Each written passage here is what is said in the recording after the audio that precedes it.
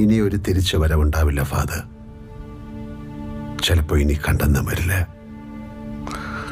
ഞാൻ മുമ്പൊരിക്കലും ചോദിച്ചിട്ടില്ലാത്തൊരു ചോദ്യം ചോദിച്ചാ നീ ഉത്തരം പറയുമോ? 15ാമത്തെ വയസ്സിൽ ഇവിടെ നിന്ന് കാണാതായ നീ പിന്നെയുള്ള 26 വർഷങ്ങൾ എവിടെയായിരുന്നു?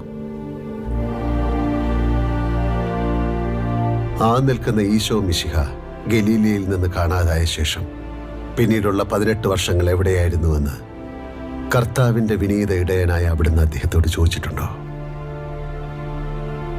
അതിനുത്തരം കിട്ടുമ്പോൾ ഞാൻ ഇതിന് ഉത്തരം പറയാം.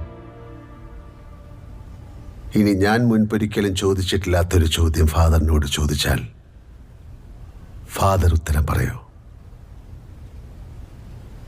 PK രാംദാസ് എന്ന PKR എൻ്റെ അച്ഛനാണോ?